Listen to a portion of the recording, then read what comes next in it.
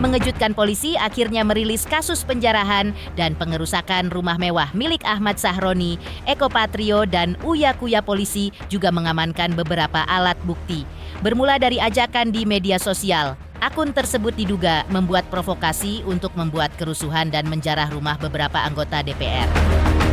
Lantas, pasal apa saja yang disangkakan dan berapa hukuman yang harus diterima orang tersebut? Sebelumnya, tak terduga Uya Kuya dan Astrid malah memaafkan nenek tersebut, yang rupanya adalah tetangga rumah mereka. Selain mengajukan permohonan restoratif justice agar kasusnya tidak dilanjutkan, Uya dan Astrid bahkan menitipkan uang jajan untuk cucu nenek tersebut. Hal itu dilakukan Uya Kuya dan Astrid setelah mengungkapkan bahwa pihaknya telah mengikhlaskan barang-barang mereka dijarah. Namun benarkah Astrid tidak ikhlas dengan dijarahnya kucing-kucing mereka sehingga memohon agar dikembalikan? Seperti apa pula keterangan Yusuf Hamka dan Roy Sakti terkait kondisi terbaru Uya Kuya dan Astrid? Dan seperti apa pula keterangan pihak Polda Metro Jaya terkait perkembangan terbaru kasus penjarahan rumah Eko Patrio dan Ahmad Sahroni?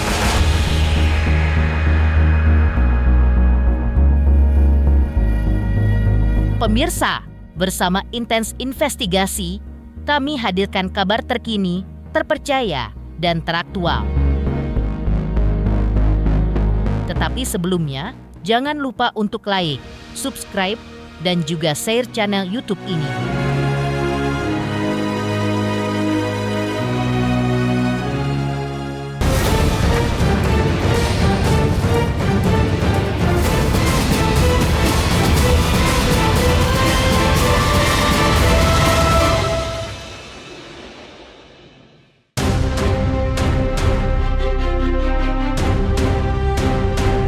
Kemarin polisi menangkap pasangan suami istri yang menjarah rumah Ahmad Sahroni dan menggeruduk Polres Jakarta Utara. Lantas, seperti inilah momen di mana polisi menginformasikan orang yang diduga memprovokasi rumah Ahmad Sahroni. Laporan polisi nomor LPB 421 8 Romawi 2025 SPKT Baris Krim Polri tanggal 31 Agustus 2025. Pada tanggal 1 September 2025, Direktorat Cyber Baris Krim Polri telah melakukan penangkapan terhadap tersangka IS selaku pemilik, pengguna atau penguasa akun media sosial TikTok HS02775. Modus operandi perbuatan tersangka adalah membuat dan menggugah konten video melalui akun media sosial TikTok miliknya dengan tujuan menimbulkan rasa benci kepada individu, kelompok, masyarakat tertentu berdasarkan kebangsaan, menghasut atau memprovokasi massa aksi unjuk rasa untuk melakukan penjarahan di rumah saudara Sahroni, saudara Eko Patrio, saudara Uya Kuya, dan saudara Wan Marani. Tersangka IF, umur 39 tahun, pekerjaan karyawan swasta. Barang bukti yang disita dari tersangka IS antara lain 1 KTP atas nama saudara IS, 1 unit handphone, 1 akun TikTok atas nama @hs02775. Terhadap tersangka dilakukan penahanan di rumah tahanan Baris Krim Polri sejak tanggal 2 September 2025.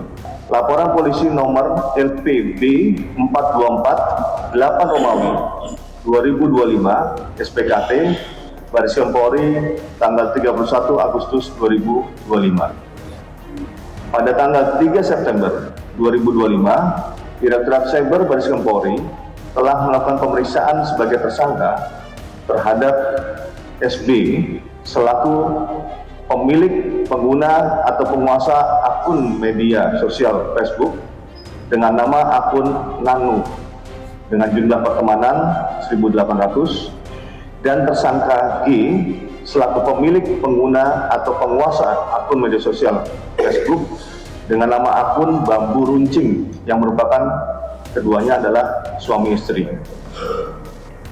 Disampaikan kepada rekan-rekan media bahwa tersangka SB dan K ditangkap pada hari Senin tanggal 1 September 2025 oleh Subdit Jatanras Ditreskrim Polda Metro Jaya.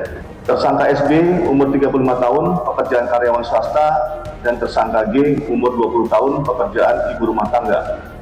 Barang bukti yang disita dari tersangka SB yaitu 2 unit handphone, dan pasal yang dipersangkakan terhadap tersangka SB adalah pasal 45 ayat 2 junto pasal 28 ayat 2 Undang-Undang Nomor 1 Tahun 2024 tentang perubahan kedua atas Undang-Undang Nomor 11 Tahun 2008 tentang informasi dan transaksi elektronik. Ancaman penjara paling lama 6 tahun. Pasal 160 KUHP, ancaman penjara paling lama 6 tahun. Pasal 161 ayat 1 KUHP, ancaman penjara paling lama 4 tahun. Pernyataan mengejutkan dilontarkan oleh Uya Kuyapaska, rumahnya dijarah dan dirusak oleh massa. Ia mengatakan bahwa dirinya sudah memaafkan orang-orang yang menjarah isi rumahnya. Bahkan Uya Kuya dan Astrid memaafkan seorang nenek tetangga rumahnya yang saat aksi penjarahan. 2 hari lalu, Uya Kuya bahkan menemui nenek tersebut di Polres Metro Jakarta Timur. Uya Kuyalah yang mengajukan restoratif justice agar proses hukum atas nenek ini dihentikan karena mereka tahu betul kondisi nenek yang telah ditangkap polisi tersebut. Mengetahui bahwa nenek diberikan maaf dan tidak melanjutkan proses hukum, nenek tersebut menangis dan memeluk Uya Kuya dan Astrid sambil mengucapkan terima kasih. Uya dan Astrid bahkan menitipkan uang jajan untuk cucu si nenek di rumah.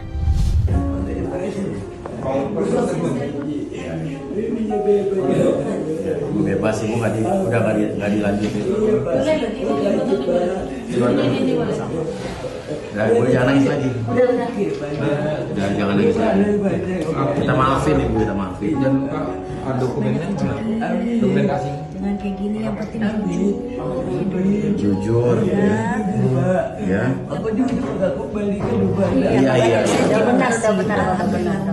Udah. Dan salam dari kapan kita mampir ke rumah ibu ya? Ya, rumahnya dekat rumah saya kan? Iya. Bu ya, masih. Ya.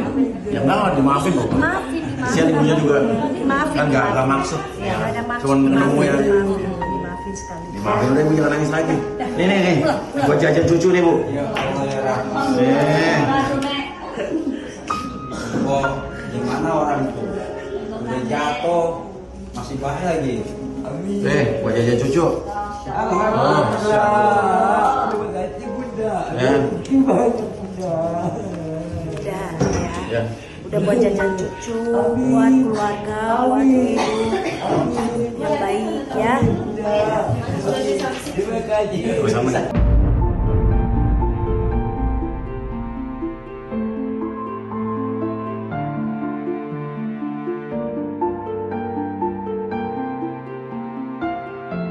Kedatangan saya ke Polres Jakarta Timur karena tadi ada laporan dari security di kompleks saya bahwa tadi ada seseorang terduga pelaku yang diamankan di dekat rumah saya dan dibawa ke sini. Terus habis itu tadi saya ngecek, ternyata ada seorang terduga pelaku, seorang ibu-ibu udah umurnya lebih tua dari saya. Tadi membawa apa sih AC ya? AC yang di dalam rumah itu indoor AC. Tapi tadi saya ketemu dengar cerita dari teman-teman rekan-rekan polisi di sini juga karena kondisinya ibu ini juga dia pekerjaannya tukang parkir, terus juga cucunya juga bisu, disabilitas, oke. Terus udah gitu juga suaminya juga tukang parkir dan tinggal dengan anaknya dan cucunya ya. Dan tadi saya memutuskan saya mengambil inisiatif untuk saya yang mengajukan restoratif justice. Jadi saya tanya ke pihak polisian apakah bisa ada metode restoratif justice. Dia bilang bisa, antara yang mengajukan terduga pelaku atau saya sebagai korban. Tapi saya langsung sebagai korban saya yang mengajukan dulu udah untuk ibu ini saya akan restoratif justice sehingga ini tidak dibawa ke tiap tahap berikutnya. Jadi nggak usah sampai ke pengadilan, udah selesai di sini aja. Artinya Mas Uya memaafkan ya Mas? Memaafkan. Saya bilang udah ikhlas. Tadi ibu itu juga tadi cerita dia nggak maksud apa-apa, cuman datang mau dengar-dengar ada lihat rumah saya, terus ketemu ada di depan pintu ada AC tergeletak diambil gitu kan. Dia sendiri malah dia bilang nggak tahu itu ini barang apa, dia juga nggak tahu yang diambil apa gitu. Saya terus terang saya baru pertama lagi saya keluar ketemu orang rame. Kemarin saya sempat keluar aja diem-diem gitu ya. Sekarang ini baru pertama kali saya berani untuk keluar yang rame-rame ketemu orang. Dan saya nggak nyangka juga tiba-tiba banyak teman-teman wartawan. Tadi saya belum terlalu siap juga untuk diwawancara. Tapi intinya fokus saya hari ini cuman restoratif justice khusus kasus ibu ini. Kalau untuk yang kata terduga-duga lain saya nggak tahu juga. Saya itu urusan di urusan kepolisian ya. Kalau 10 tersangka ini saya nggak tahu. Maksudnya nggak, karena saya juga sampai sekarang belum buat laporan apa-apa, nggak buat laporan apa-apa. Dan itu kan mungkin hasil laporan model A dari polisi atau mungkin hasil polisi, tangkapan polisi pada saat itu, saya juga nggak mengerti karena tadi urusan saya kan di unit PPA dan khusus buat ibu ini aja. Uya juga membantah kabar hoaks bahwa dirinya dan keluarga kabur ke luar negeri usai rumahnya dijarah dan dirusak massa. Ia mengaku dirinya, istri, anak-anaknya, orang tua, serta mertuanya yang malam itu berada di rumah meninggalkan rumah dalam keadaan bingung. Mereka hanya berhasil membawa 4 pakaian termasuk yang di badan. Surat-surat berharga dan surat nikah tidak sempat mereka evakuasi karena tiba-tiba saja gerombolan massa tak dikenal, entah dari mana, menyeruduk rumahnya lalu menjarah. Mereka juga tidak sempat mengevakuasi kucing-kucing peliharaan mereka karena yang diutamakan menyelamatkan nyawa. Isu keluar negeri, Dipanggil. demi Allah saya nggak keluar negeri. Dan gini aja, please lebih cerdas untuk melihat, jangan tergiring dengan hoax-hoax yang ada di sosial media. Ini saya korban hoax. Sampai sekarang saya barang-barang kembali belum ada. Cuma tadi polisi sudah menemukan satu bundel yang isinya ada foto Astrid, ada akta jual beli, tapi kan saya belum lihat tuh akta jual beli apa. Iya. Kayak rumah ya, tapi Iya, kita belum ngecek kita. Iya. Tadi ada satu bunda ada surat-surat lah tadi ada surat-surat. Saya sih terus terang ya ini kalau boleh jujur ya. Saya waktu masa ke rumah saya tuh sebelum udah ada isu mau ke rumah saya tuh saya udah ikhlas. Terus waktu ibaratnya lihat video akhirnya tembus kan warga sekitar tuh menolong menjaga. Warga tetangga-tetangga saya orang-orang baik, dia menjaga dan menghalangi orang-orang yang masuk, tapi tiba-tiba ada rombongan yang dari luar, dari mana-mana lah lebih pokoknya. langsung rangsek seperti ada provokatornya yang langsung ngasih komando. Ya akhirnya udah nggak terbendung, saya habis itu udah matiin telepon, saya udah pasrah aja, saya udah nggak tahu ceritanya. Anak-anak nangis lah pasti kan, di situ ada barang-barang foto-foto keluarga kita yang gede-gede, yang foto-foto anak-anak masih kecil, foto nikah. Itu sih yang sama kucing sih yang pasti kita ini. Ya itu aja. Kucing tadi juga ada RT, ibu RT dari tolong nah, karena ini lokasi ibu ini juga tetangga dekat-dekat kita juga nggak jauh. Ya. Tadi dihimbau bahwa kalau seperti ada kesadaran dari pihak-pihak pelaku yang mengambil, terutama kucing, foto-foto, surat-surat berharga gitu kan ya, segera bisa dikumpulkan informasi ke RT atau ke RW masing-masing. Dan kalau kucing sekarang saya fokus saya emang urus keluarga saya, mertua saya, ibu saya, karena itu kan tempat tinggal orang tua, mertua saya juga di rumah itu juga, dan urus mencari kucing-kucing saya yang hilang itu aja. Dan kondisi mertua Mas Uya itu udah mertua ada di tempat yang aman, orang tua saya di tempat yang aman. Walaupun cuma membawa 4 baju doang. Cuma bawa 4 baju dan benar-benar di situ kita tidak sempat keluarin apa-apa, cuma bawa 4 baju sama bawa mobil udah. Jadi kalau dibilang kita ninggalin rumah, emang ninggalin rumah dalam keadaan emang bingung karena kita nggak nyangka juga orang bakal masuk kayak begitu. Dan itu surat-surat segala macam, akte nikah segala macam, orang mertua saya segala macam itu ya udah nggak ke bawah. Artinya sudah dievakuasi sebelum ada masa masuk. Enggak, justru nggak sempat evakuasi apa-apa. Untuk mertuanya juga. Iya. Untuk kucingnya Mas ada berapa yang kucing sampai saat ini, sampai tadi malam yang di tangan kita sudah 3. Ya sudah ada 3 yang di tangan kita. Terus kita mendapatkan informasi lagi beberapa yang ada. Ini tim kita tetap mencari, tapi kalau kita kan carinya emang lebih silent ya, nggak terlalu gimana-gimana. Jadi emang ada pihak kalau ada yang menemukan hubungin ke IG-nya Tamara Asjikin, ada di share di Instagram saya. Ada juga yang katanya diamankan sama polisi juga ada. Jadi yang diamankan polisi itu ada 2 yang hasil tangkapan dari polisi.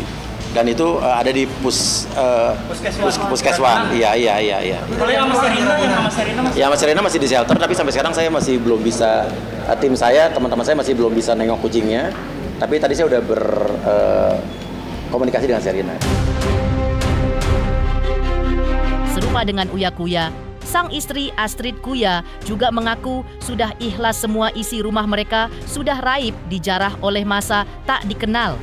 Namun, seperti diceritakan sebelumnya, hal yang tidak diikhlaskan Astrid di tengah kejadian naas yang menimpa keluarganya bukanlah puing-puing kaca yang pecah berserakan, bukan pagar rumah kokoh yang jebol oleh gerudukan massa, tetapi hilangnya kucing-kucing peliharaan kesayangan mereka selama ini.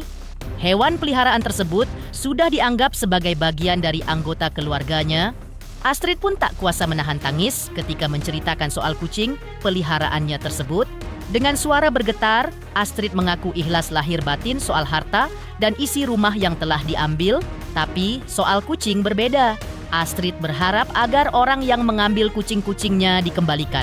Kalau saya, yang terjadi dengan saya ikhlas lahir batin. Saya ikhlas lahir batin, makanya kenapa saya bisa hadir di sini, karena saya sudah mengikhlaskan, karena memang tugas saya, kewajiban saya untuk berada di pansus ini untuk membicarakan masalah perda-perda untuk pendidikan untuk anak-anak. Jadi kalau yang terjadi sama saya ikhlaskan lahir batin, tapi kalau untuk soal kucing kita sedang mencari dan kita sudah serahkan ke kepolisian. Udah itu aja. Kembali tidak ya Mbak? Berharap sangat kembali, tapi kan ini kan ya berdoa saja. Dari kemarin juga saya berdoa semoga ada yang berniat baik gitu kan untuk mengembalikan, itu saja. Tapi yang kalau untuk masalah penjarahan saya sudah benar-benar ikhlaskan. Saya selalu bilang ketika lihat video atau apa, saya cuma bisa bilang ini, insya Allah yang mereka ambil itu bisa berguna buat mereka, itu aja. Tapi proses hukumnya gimana? Wah, saya kurang tahu karena itu kan yang ngurusin kan kepolisian. Jadi kemarin pun saya nggak ngerti. Yang pokoknya setiap kali saya berdoa semoga ya kucing dapat ditemukan. Terus ya kita ikhlaskan, semua harta benda kita ikhlaskan. Udah itu aja. Selamat untuk intens investigasi karena sudah mencapai 3 juta subscribers di YouTube. Sukses selalu dan all the best.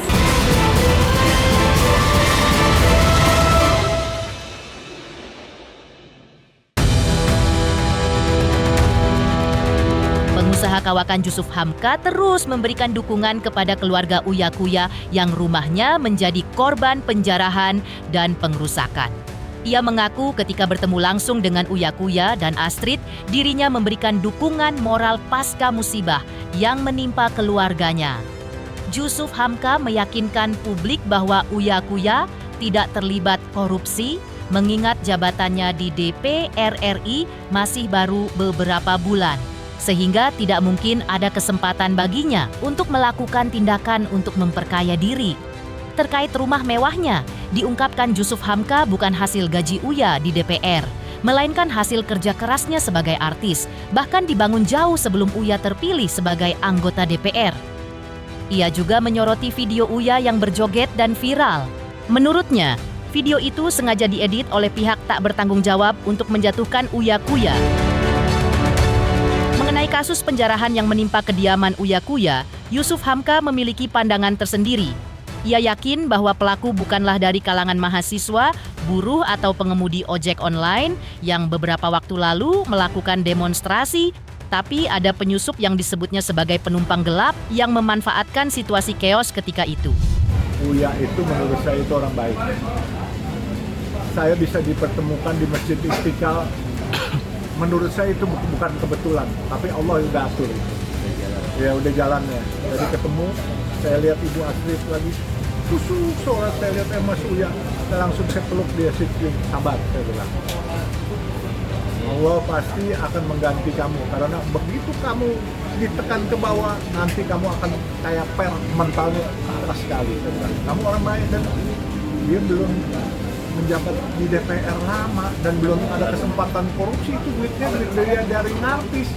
Makanya saya suka sedih juga, makanya saya bilang ya salah Mas Uya, ini Mas Uya ada video lama diedit biasa, makanya saya bilang cuman coba yang membuat edit-edit begitu dosa nggak? Orang nggak bersalah. Mas Uya ini kan pahlawannya PMI, TKW, TKI, ya kan?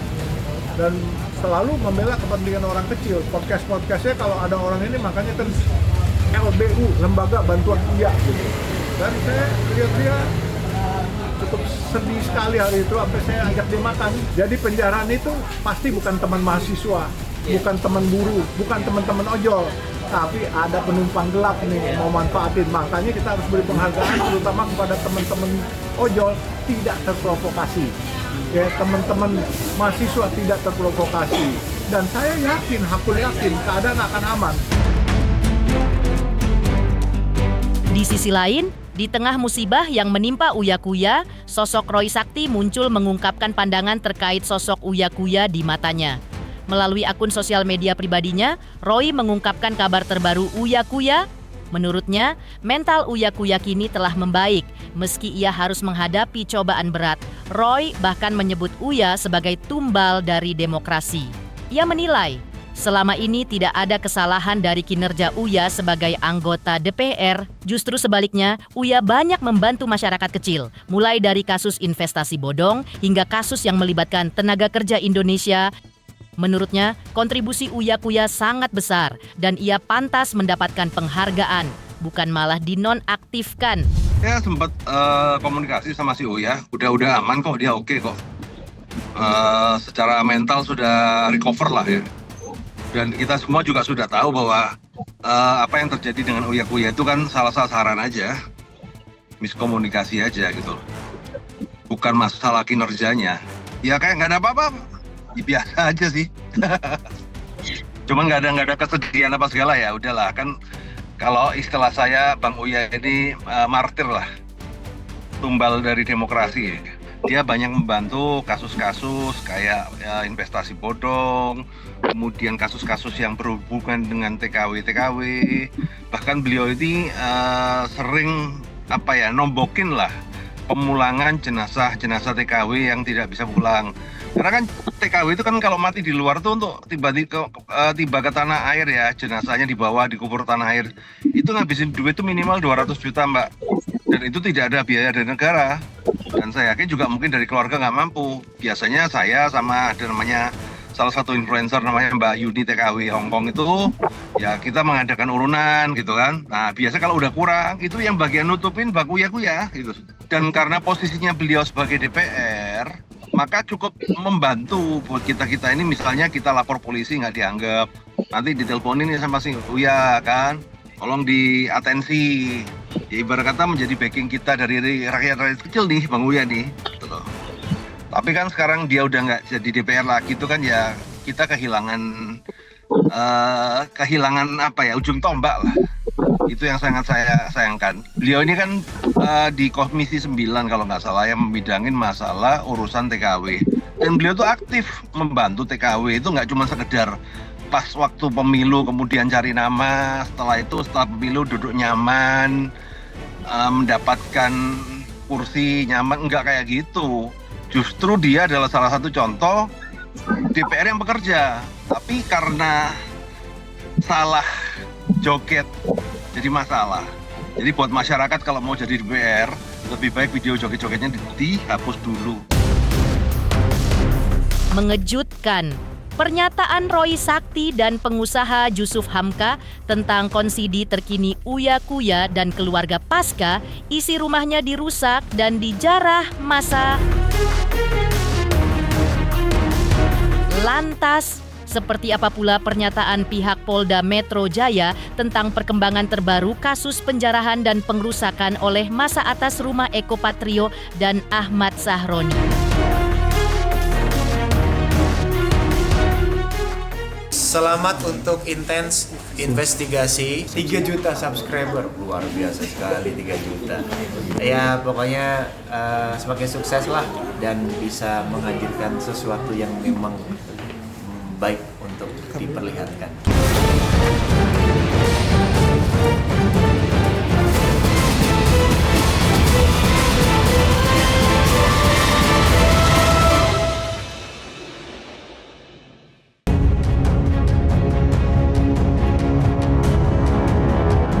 Polda Metro Jaya melalui Kabid Humas Polda Metro Jaya, Kombes Pol Ade Ari Sam Indradi menjelaskan perkembangan kondisi terkini kasus hukum pasca rumah Eko Patrio dan Ahmad Sahroni di Jarah Masa. Ia membenarkan bahwa memang ada beberapa terduga pelaku yang sudah dilimpahkan ke Polda Metro Jaya. Pihak kepolisian berkomitmen untuk mengungkap setiap peristiwa yang mengganggu ketertiban umum. Namun, terkait apakah Eko Patrio dan Ahmad Sahroni sudah dipanggil untuk menjalani pemeriksaan, pihak Polda Metro Jaya masih meminta waktu untuk bisa update lagi perkembangan terbarunya. Tadi Pak Wadir sudah menyampaikan ada beberapa yang memang sudah dilimpahkan. Untuk rinciannya, mohon waktu ya. Yang jelas, penindakan secara tegas, komitmen untuk mengungkap peristiwa-peristiwa yang mengganggu ketertiban umum itu akan terus kami pegang teguh. Jadi mohon waktu, tim kami masih bekerja, dan kami sekali lagi terima kasih kepada rekan-rekan yang juga sudah menginformasikan kepada masyarakat upaya-upaya kepolisian bersama-sama dengan stakeholders.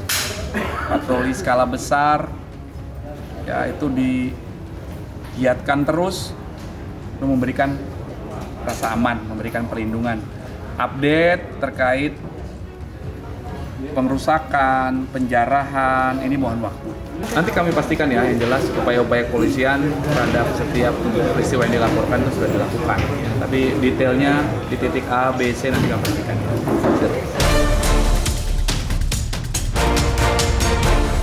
Pemirsa Intens Investigasi, jangan lupa saksikan terus Intens Investigasi. Dan pastikan jangan lupa untuk like, subscribe, share, dan juga komen. Tim redaksi Intens Investigasi juga mengucapkan banyak terima kasih kepada semua subscribers. Hingga channel Intens Investigasi kini sudah mencapai 3 juta subscriber.